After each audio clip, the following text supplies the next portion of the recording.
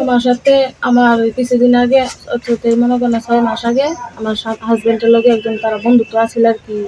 এর নাম হচ্ছে শরীফ মিয়া। বাড়ি বাড়ি মধুপুর হসপিটালে বসন্তনগর ধরে আর কি।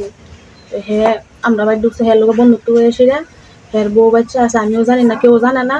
তো হে আমার কইছে ফোন করে যে আমি ওখান আইতাম আগরতলা আর কি। তো আইসি হের লগে আইসিল। আইসি বলতে হে আমার বাড়ি যেতাম দিছে না, আটকে লিছে না আইসি করে। আটকে ছিল হে, আমি প্রথম আসছিলাম, হে আমার লইয়া আমতলে আসিল। এমপিকে গেছে যজ্ঞ হয়েছিল পরে বাড়ির মালিকে বাড়ি করে দিছে। তো এমপিকে গেছে গিয়ে সেটা হোটেলে একদিন আসিলাম পর আমি একলাই আসছিলাম হোটেলে, হে আসিল না, হে নিয়ে দিয়েছিল। এরপর এমপিকে গেছে যোগেন্দ্রনগর এই মদিনা মসজিদের হেন ভাড়া থাই আর কি আমরা। হে মায়ের দুর্গত বাড়ি থেকে ফোন করলে বা বাইক ফোন করলে হে আমার মায়ের দুর্গত কালকে রাত্রে আমার ফোন করছিল বাড়ি থেকে। ফোন করছে পরে হে ও সামনে আসছিল। তারপর দেখে আমার তোর বাড়িতে ফোন করে তুই বাইর যেতে গেলে, তুই যদি বাইর যা, তুই যদি এদিকে বাইর যাস গা তাহলে তোর ফুলা মানিরে মারুম আমি, তোর জামাইরে মারাম, তোর বাড়ি ঘর ফুরালাম, তোর চৈত্য গোষ্ঠী যা আছে তোর মার বাড়ি ফুরাম, তোর তোর আত্মীয় স্বজন যারা লাগো পাই তারা সব দূরে মারাম, সব দূরে ক্ষতি করাম। তুই বাইর থাকতে তুই বাইর থাকস কেমন আমি দেখাম। তো আমার নামে কেস মেস হইলো সারে, তুই আমার কেস করলো তো কদিন আটকাইবো 6 মাস 1 বছর। এরপর বাইরের মধ্যে এরপর তুই বাইর থাকতি না। এরপরে কইছে তাবিজ করে পাগল করে ছাইড়া দিব রাস্তা রাস্তা। তখন হের কাছে আমার প্যান কার্ডটা আছে, আধার কার্ডটা আছে, মোবাইল আছে, হে রেখে দিছি। আরেকটা মেয়ে কিনেছে এরকম। দেখেন, এই যে একটা গৃহবধূ, ওর 2টা সন্তান আছে। ওর স্বামী অত্যন্ত দরিদ্র সীমার নিচে বসবাস করে, দিন রোজগার করে, যা উপার্জন হয় তা নিয়ে সংসার করে। তার সঙ্গে ওই গৃহবধূর বাবার বাড়িতে একদিন যায়, যাওয়ার পরে শফিক মিয়া নামে এই মধুপুরের বাসিন্দা, সে তার 2টি বিয়ে করার পরেও, তার ছেলে সন্তান থাকা সত্ত্বেও, সে এই গৃহবধূ ছাড়াও আরও 2টো হিন্দু মেয়েকে এবং গৃহবধূকে নিয়ে বেঙ্গালুরে দেহ ব্যবসাতে লাগিয়েছে। এই ধরনের তথ্য আমরা এলাকাবাসী থেকে জানতে পারি এবং এই গৃহবধূর কাছ থেকেও জানতে পারি, এবং ওর স্বামীও বলেছে। দেখুন, এই স্বামীর সঙ্গে বন্ধুত্ব পেতে তার বাড়িতে আসতো, আসার পরে এমন একটা বিশ্বাস অর্জন করেছে করে এই গৃহবধূটাকে নাকি আগরতলা ঘোরাতে নিয়ে যাবে। স্বামী উদার মনে বলেছে হয় যাও। তখন যাওয়ার সাথে সাথে তাকে আটকে রাখে। এই আটকে রাখার প্রায় 8 মাস আজকে। কিন্তু যখনই বলে সে বাড়িতে চলে যাবে, তাকে মারধর করে, প্রচণ্ড আঘাত করে, রক্তাক্ত করে, বিভিন্ন সময় হাসপাতালও দেখায়। কিন্তু কোনো বাড়িতে যখন গিয়ে সে হিন্দু গৃহবধূ এই কথাটা বলার আগেই তার পাশে কোনো না কোনো তার গুপ্তচর পাশে রাখে যাতে করে তার আসল রহস্য প্রকাশ না করতে পারে। এই ধরনের ঘটনা শুধু মধুপুরে নয়, সারা ত্রিপুরাতেই এই ধরনের বিচ্ছিন্ন না, এটা পরিকল্পনা ঘটনা চলছে।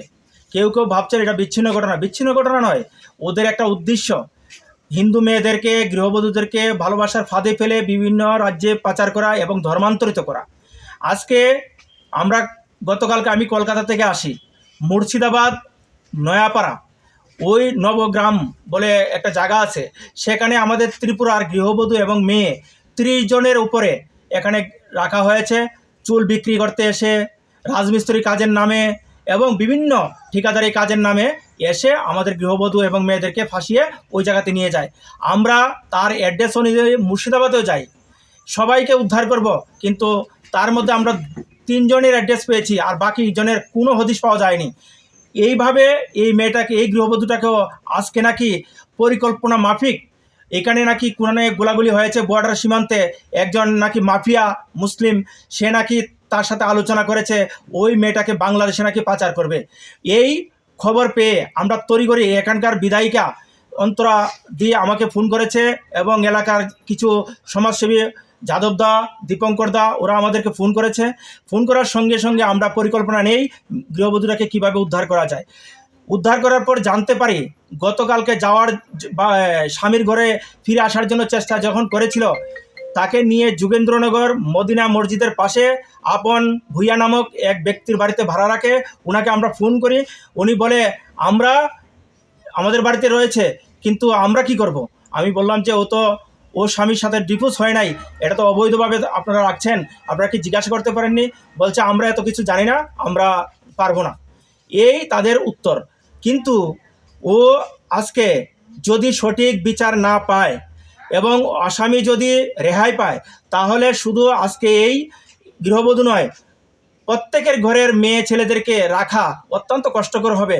যখন আমাদের post social media, electronic media যায়, কিছু জেহাদি লোক প্রচণ্ড গালিগালাজ, বিভিন্ন ভাষায় গালিগালাজ করতে থাকে, তাদেরকেও চিহ্নিত করা এবং তাদেরকে আইনের আওতাধীনে এনে তাদেরকে উপযুক্ত শাস্তির দেওয়া আমি প্রশাসনের কাছে অনুরোধ করব। আর এই গৃহবধূর যারা ওনাকে লাভ জেহাদের ফাঁদে ফেলে ফাঁসিয়েছিল, ওকে অতি সত্বর যদি গ্রেপ্তার না করা হয়, আমরা সারা ত্রিপুরাতে লাভ জেহাদের বিরুদ্ধে এমন আন্দোলন গড়ে তুলব যাতে করে প্রশাসন কঠোর থেকে কঠোর হস্তে তা বিচার পাইয়ে দেয়। আপনারা কি মামলা করেছেন? মামলা এখন করতে যাব এবং মামলা আমরা এর আগেও একটা মিসিং ডায়েরি করা হয়েছিল। এমনকি বিশালগড় থানাতে আমরা যখন মিসিং ডায়েরি করতে যাই, বিভিন্ন অজুহাতে ওদেরকে পার্সোনাল ওর সাথে কথা আছে, ওকে বিভিন্ন রকম মেডিকেল করতে হবে, অমুক করতে হবে, তখন আমাদের হিন্দু মেয়ে এবং গৃহবধূরা তাদেরকে এমনভাবে ভাষা প্রকাশ করে তারা যেন ভয় পায়। এই বলে কি আমরা ঠিক আছে আমরা মামলা করবো না, এই বলে তারা পিছিয়ে আসে। এরকম বহু মামলা আমরা পরবর্তী সময় দেখা গেছে এই ধরনের মামলা করতে যাওয়া মেয়েগুলি আর ফিরে আসেনি, তারা লাভ জেহাদের শিকার হয়েছে। আমরা এটা হতে দেব না।